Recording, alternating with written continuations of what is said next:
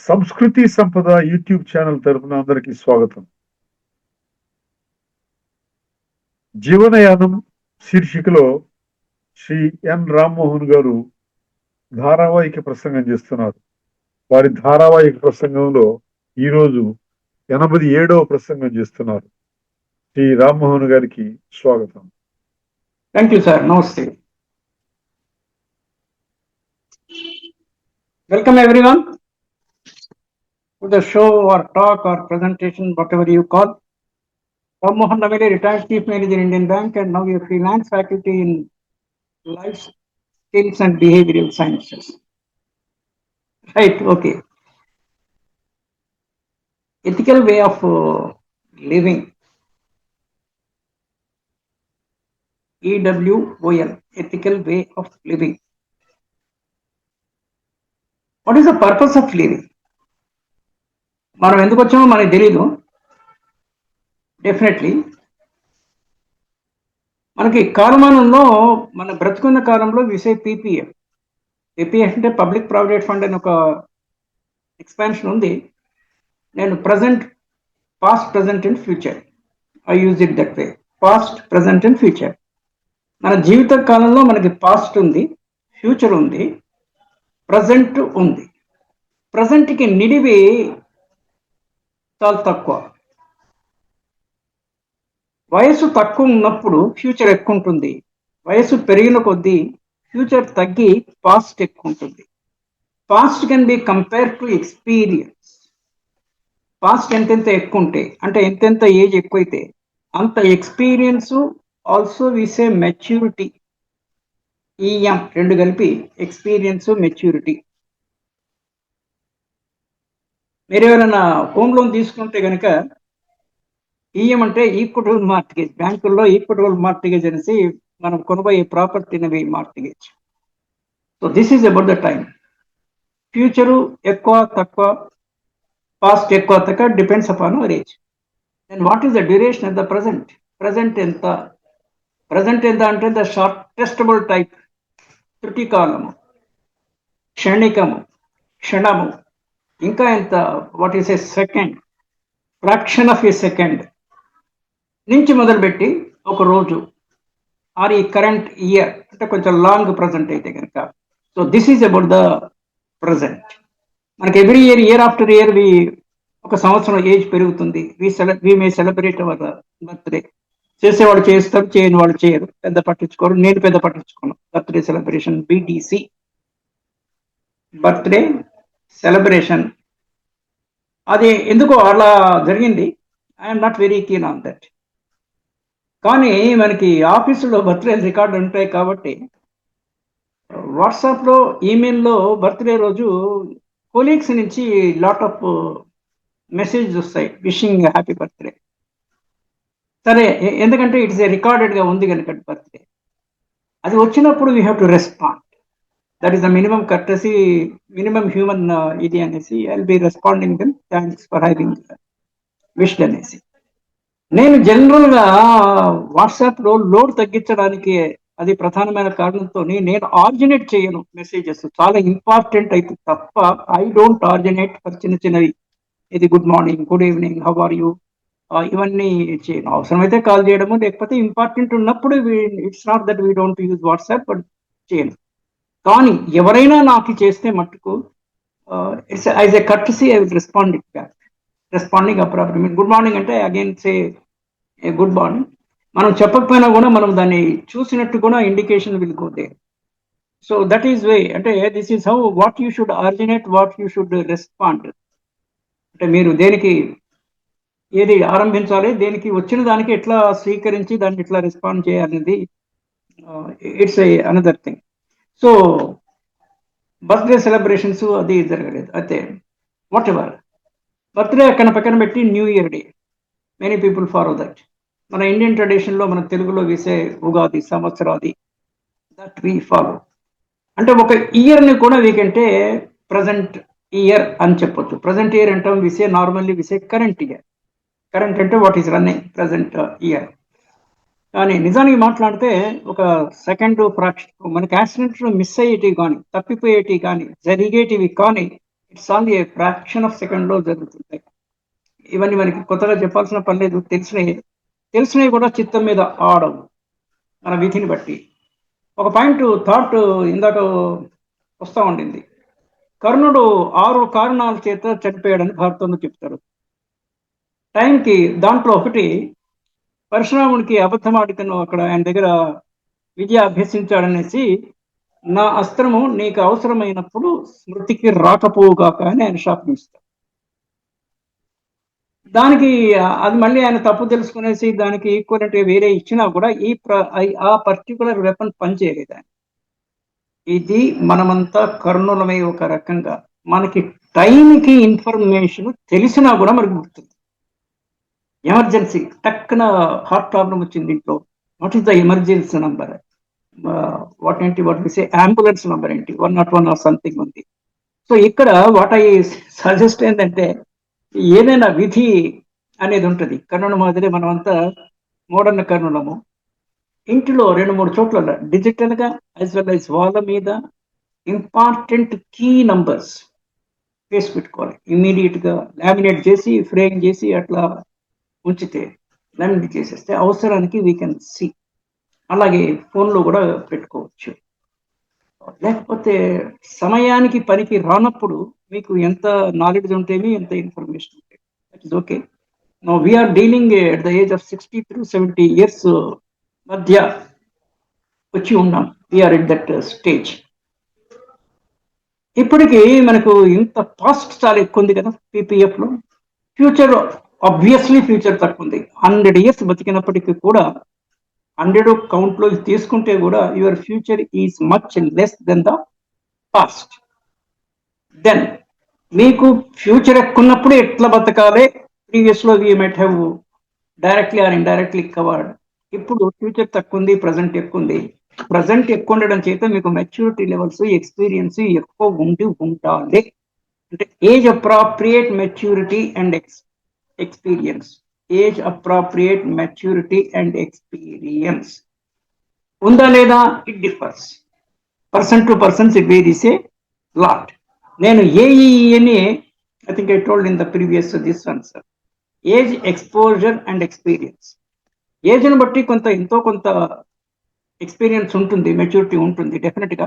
50 ఏళ్ల వాడికి 40 ఏళ్ల వాడికన్నా డెఫినెట్లీ కొంత ఎక్స్పీరియన్స్ ఎక్కువ ఉండే అవకాశం. కానీ మీరు కొన్ని జాబ్స్ తీసుకోండి, 22 ఏళ్లకు ఐఏఎస్ ఆఫీసర్ అవుతాడు. వాడు చాలా బాధ్యతలను మోయడం చేత వాళ్ళకి ఎక్స్పోజర్ చాలా ఎక్కువ ఉంటుంది. ఎక్స్పోజర్ ఏజ్ కన్నా ఎక్కువ, it depends upon to how many kinds of situations you are exposed. మీరు ఎన్ని సామాజిక పరిస్థితులకి, సామాజిక ఆర్థిక పరిస్థితులకి మీరు ఎక్స్పోజ్ అయినారో దాన్ని బట్టి మీ ఎక్స్పీరియన్స్ ఇంకా ఎక్కువ పెరుగుతుంది. Not only age. So partly అంటే little due to age, more due to the exposure you had during the age. దీన్ని బట్టి మీ ఎక్స్పీరియన్స్ ఎప్పటికప్పుడు. సో మీకున్న దేంట్లో మీ ఎక్స్పీరియన్స్ లో ఒకసారి వెనక్కి తిరిగి చూసుకోవడం జీవితాన్ని. Did I did all things correctly? నాకు ఊహ తెలిసినప్పటి నుంచి 7-8 10 ఏళ్ళ నుంచి ఇంతవరకు 63 నుంచి 70 వరకు ఏజ్లో నేనంతా కరెక్ట్గానే చేశాను. ఏదైనా తప్పు జరిగిందా? తప్పు జరగడం అంటే ఎక్కడ తప్పు జరుగుతుంది? మనము ఈ ప్రపంచంలో 3 ఎంటిటీలతోనే డీల్ చేస్తాము. ఒకటి తోటి వ్యక్తులు, హ్యూమన్ బీయింగ్స్. దాంట్లో లైఫ్ బీయింగ్స్ కూడా మనం కావాలంటే ఇంక్లూడ్ చేసుకోవచ్చు. మన పెంపుడు జంతువులు కానీ what ever life beings, any life beings. రెండవది వస్తువులు, మూడవది విషయాలు. ఈ ముగ్గురులో మనం ఎవరైనా ఇబ్బంది పెట్టాము. ఫస్ట్ తక్కువ ఇంపార్టెన్స్ ఉండి విసిరే వస్తువులు. కోపం వచ్చి మొబైల్ కిందేస్తారు, విసిరి కొడతారు వేరే వాడి ముఖం మీద. ఆఫీసుల్లో కొంతమంది దర్పము ఈజ్ అ లిటిల్ పాజిటివ్. అహంకారం చేత కానీ ఫైల్ విసిరేసే వాళ్ళు ఉన్నారు ఆఫీసర్స్, క్లర్క్ ముఖాన. ఇది పాత స్టైల్, ఇప్పుడే ఉందో తెలీదు. దుర్మార్గుల దగ్గర కొన్ని వస్తువులు పెట్టుకోరాదు వాళ్ళు. అంటే దుర్మార్గులు అంటే I mean to say in a lighter vein, స్వయం నియంత్రణ లేని వాళ్ళు. పేపర్ వెయిట్స్ ఉంటాయి, పేపర్ వెయిట్స్ తోని కొట్టిన సందర్భాలు నేను చూశాను. అంటే ఇది తట్టుకోలేక నేను చూడకపోయినా కూడా ఇది జరుగుతున్న విషయాలు. Teachers are to be tamed.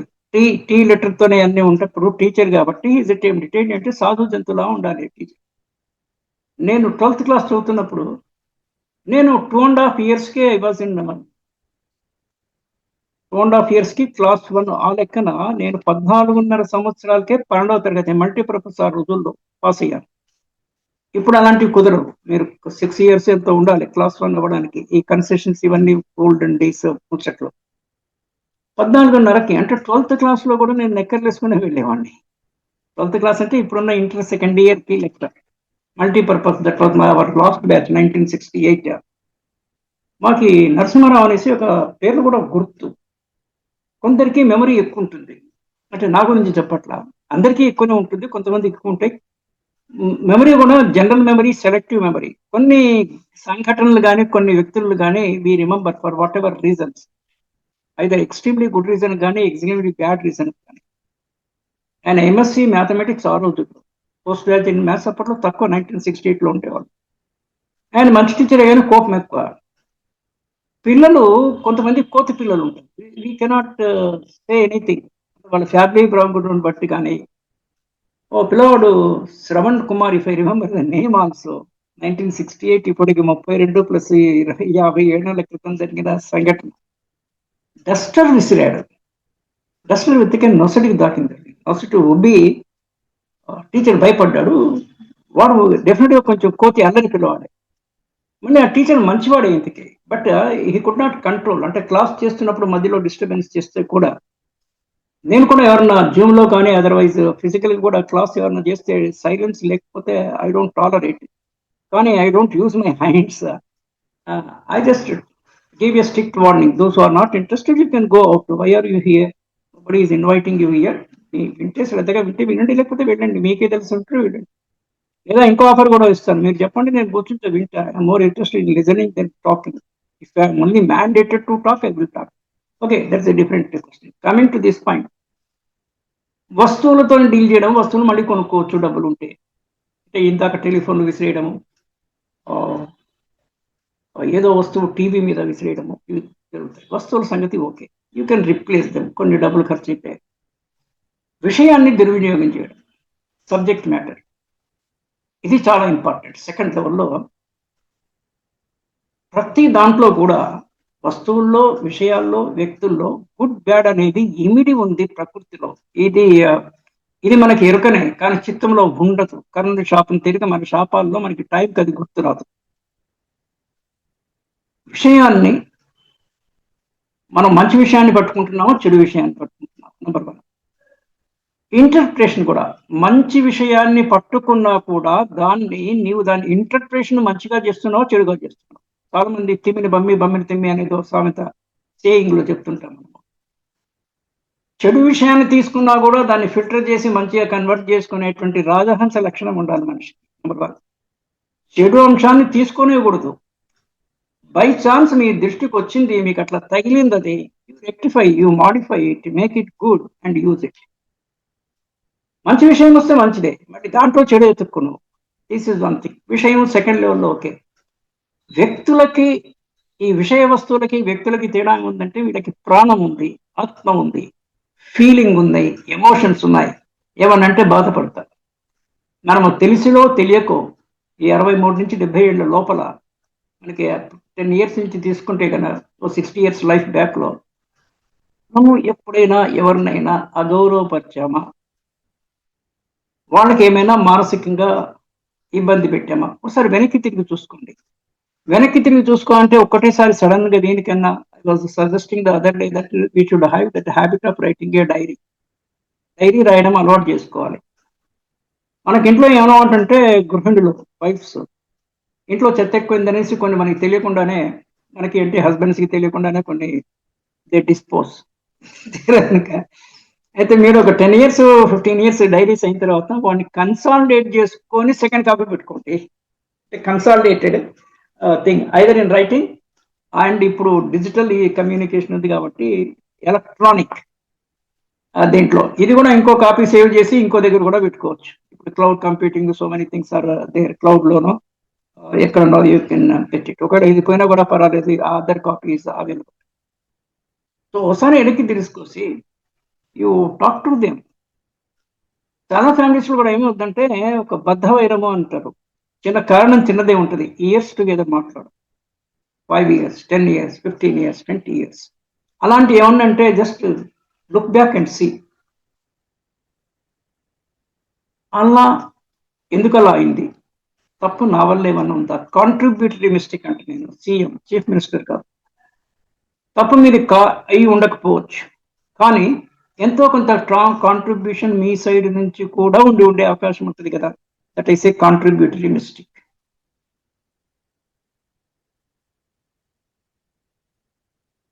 ఒక్కోసారి మనకి ఘర్షణ ఏర్పడిన తర్వాత వాళ్ళతో మాట్లాడడానికి మనకి ముఖము చెల్లకపోవడము అంటాం, ముఖం చెల్లదు అంటే మనం తప్పు చేస్తే ముఖం చెల్లదు, అది మనం తప్పు చేయకపోతే మనస్కరించదు. I don't like to see that fellow, మనం ఇట్లా క్యాజువల్గా చెప్తుంటే I don't like to, not necessary. Life is temporary, however long it is temporary. Ultimately నువ్వు ఆల్రెడీ 70 ఏళ్ళకి రీచ్ అవుతున్నావు, 63 నుంచి 70కి, మహా అయితే నీకు ఇంకో 10 ఏళ్ళు ఉంది నార్మల్ కోర్సులో. ఎక్కువ కూడా మీకు మ్యాక్సిమం వరకు నేను దాన్ని పట్టుకొని పీకి ఉంటానంటే కూడా 100 years, అప్పటికి మీకు శక్తి ఉడిగిపోతుంది. So kindly find out all these things and seek a apology from them.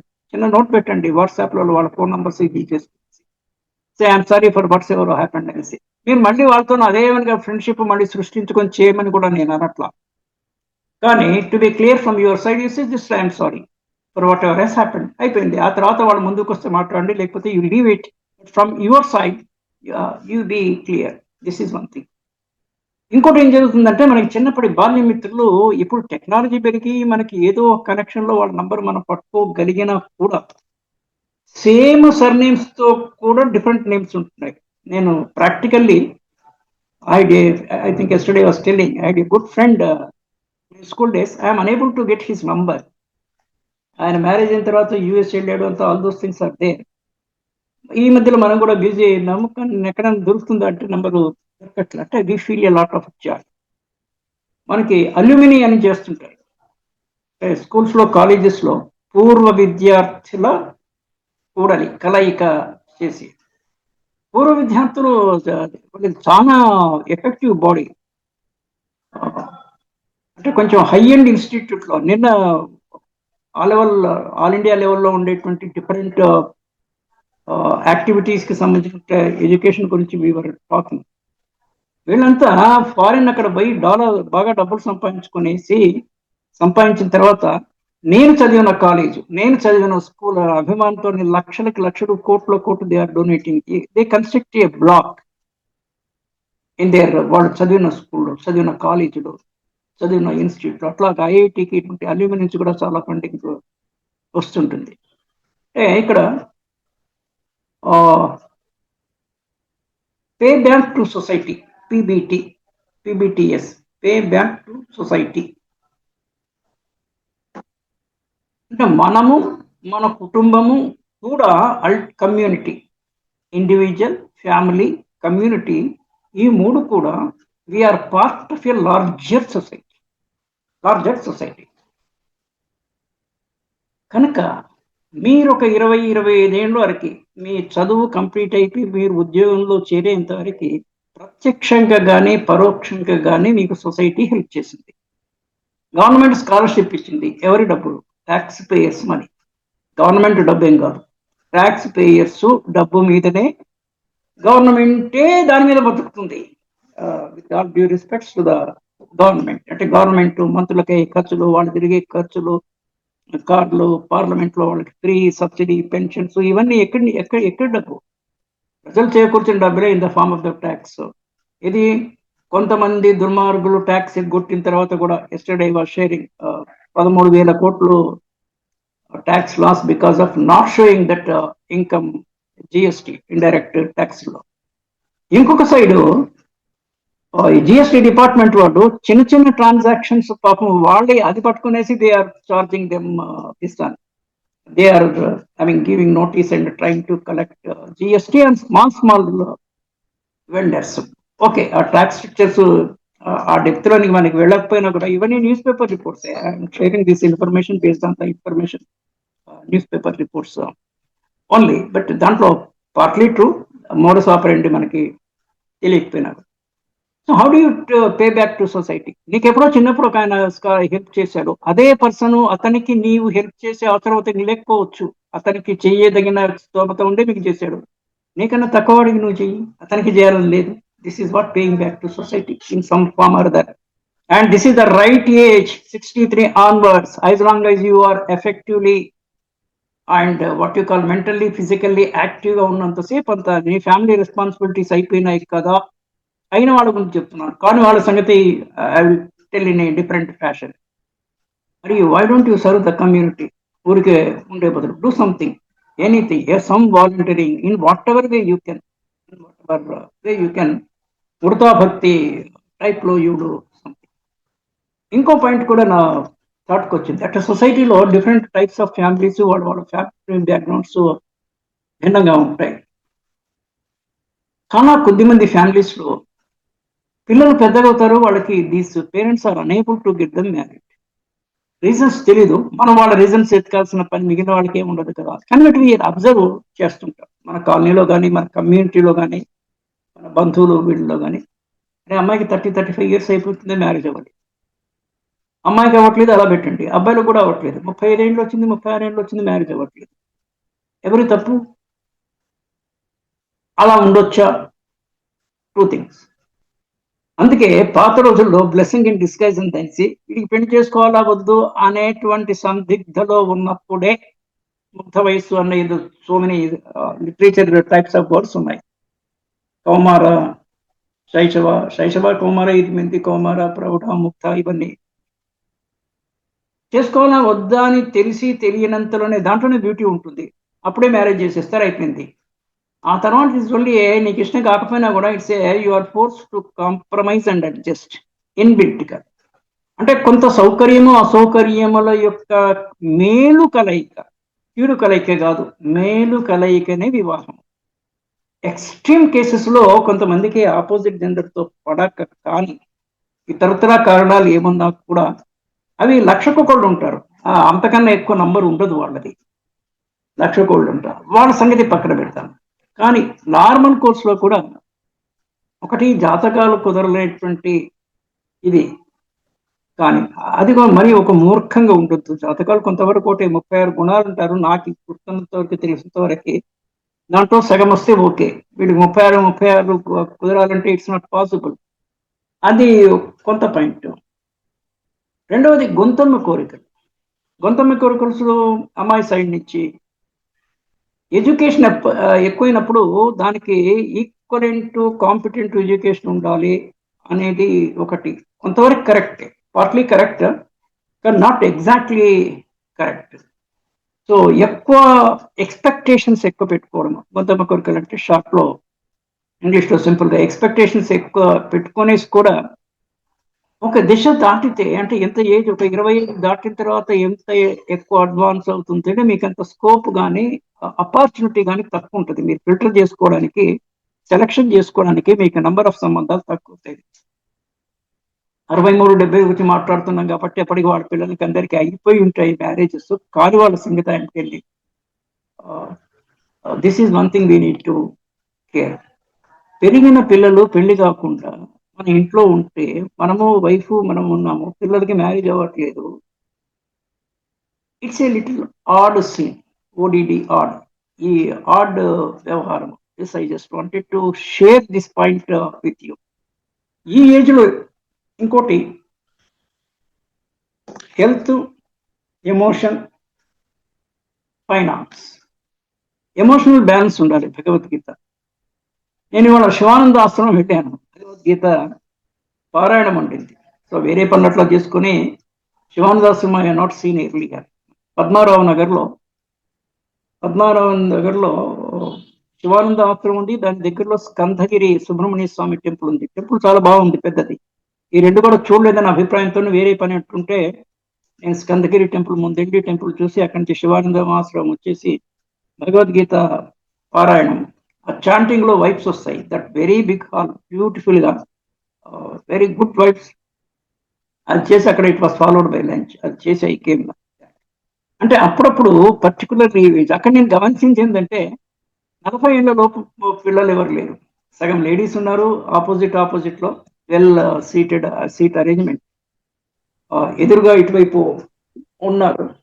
Good arrangement. 40 ఏళ్ళ వాళ్ళు లోపల వాళ్ళు ఎవరు లేరే. 40 కాదు, 50 ఏళ్ళ లోపల వాళ్ళు కూడా లేరు. అంటే చూడండి, అసలు అవసరం వాళ్ళకి. మనకు కూడా అవసరమే, మనకు అవసరం లేదని కాదు, కానీ వాళ్ళకి ఇంకా అవసరం కదా. We have to canvas that people and tell something. So I'll stop here for today, continue tomorrow. Thank you. Namaste. Bye. Done, sir. జీవనయానం శీర్షికలో